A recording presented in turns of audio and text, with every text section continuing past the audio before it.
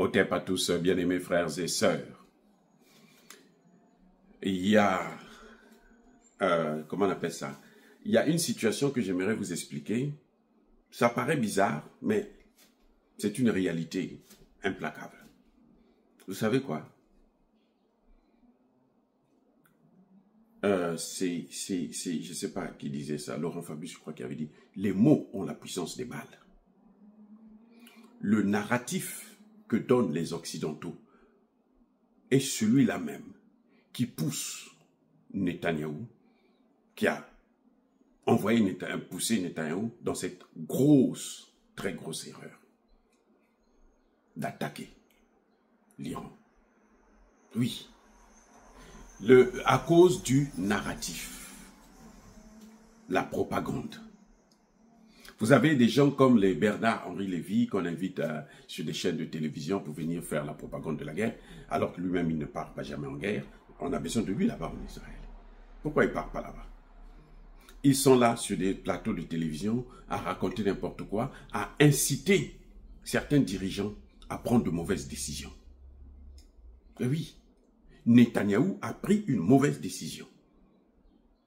Parce que les médias l'ont poussé à prendre cette décision. On lui a fait croire que de toutes les façons, les États-Unis vont forcément intervenir. Mais si les États-Unis n'interviennent pas, aux États-Unis, il n'y a pas que des gens du Moyen-Orient. Aux États-Unis, là, les États-Unis, ça dit que je n'ai jamais vu ça. Le seul pays où vous avez toutes les ethnies, les pays, les catégories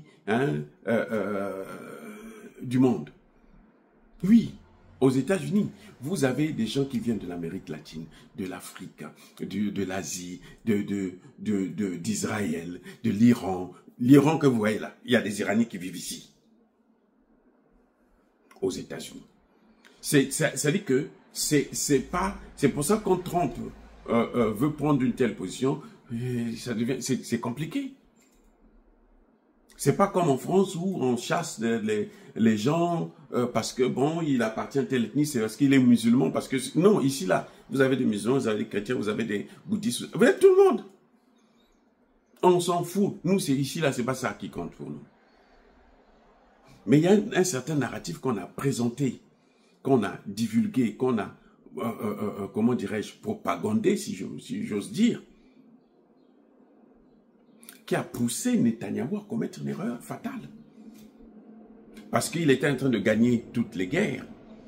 Parce que partout là où il passait, il bombarde, il passe, il bombarde, il continue. Personne ne lui dit un mot. Ben, on a continué à l'encourager. Oh, c'est bien. Oh, toi, tu es là. Oh, c'est formidable. Vas-y, allez, vas-y. Maintenant, il est allé toucher là où il ne fallait pas toucher. Ce n'est pas sur tous les arbres qu'on peut monter. Il y a des arbres où tu ne peux pas grimper. Vous savez ça, non? L'Iran savait qu'il sera attaqué. L'Iran le savait. Et vous savez, quand l'Iran dit « laissez-les », quand un aveugle est prêt à se battre avec vous, c'est que son pied là est sur un caillou. Oui, c'est pas comme ça, c'est pas par hasard. Le pied est sur le caillou. Et vous avez, donc, ce que je voulais dire, c'est que ce sont les médias occidentaux qui ont poussé Netanyahou à prendre une décision qui aujourd'hui fait souffrir tout un peuple. Ce sont les médias. La responsabilité des médias, elle est grandiose. Et ils disent ça au nom de la démocratie. Non, ce n'est pas au nom de la démocratie. Parce que la démocratie ne vous pousse pas à mentir. Non, la démocratie ne vous demande pas de mentir. La démocratie vous dit de dire la vérité. Ils prennent, quand il y a dans une phrase, ils peuvent choisir un seul mot. Et puis, ils font tout un narratif. Ils construisent tout un mensonge autour de ce mot. Maintenant qu'ils aillent nous dire la vérité. Parce que, regardez, si sur les médias occidentaux, on disait la vérité de la situation, qu'on n'a pas besoin d'aller faire une guerre, Israël ne peut pas gagner les guerres contre le monde entier. Si Israël a gagné une guerre, 2 guerres, 3 guerres, 4 guerres, elle ne va pas gagner toutes les... Parce que Dieu ne tolère pas qu'un peuple puisse faire la guerre quand tout le monde et puis toujours il gagne. Non, Dieu va susciter un peuple qui va l'écraser.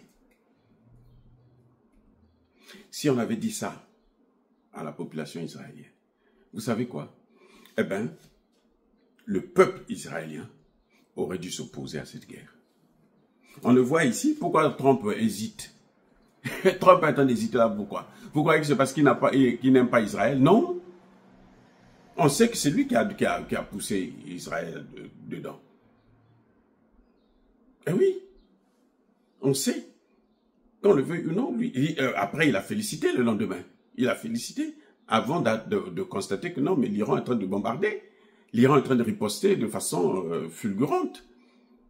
Et quand il a voulu, après il a voulu intimider, l'Iran n'a pas écouté, l'Iran a continué. Et c'est là qu'il s'est dit, hey, donc la chose en question, c'est d'une patate chaude. Et il s'écarte, il laisse maintenant Netanyahou. Donc le peuple israélien, comme on le voit ici, les Américains disent, on avertit déjà à Trump, hein, ça c'est pas notre guerre. Notre argent là, c'est pas pour que tu ailles faire la guerre.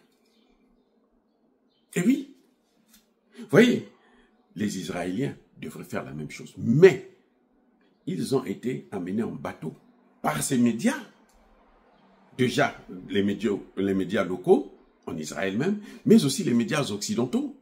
Tous vous font croire que Netanyahou ne peut pas échouer une guerre. Netanyahou, son fils, il est ici aux États-Unis.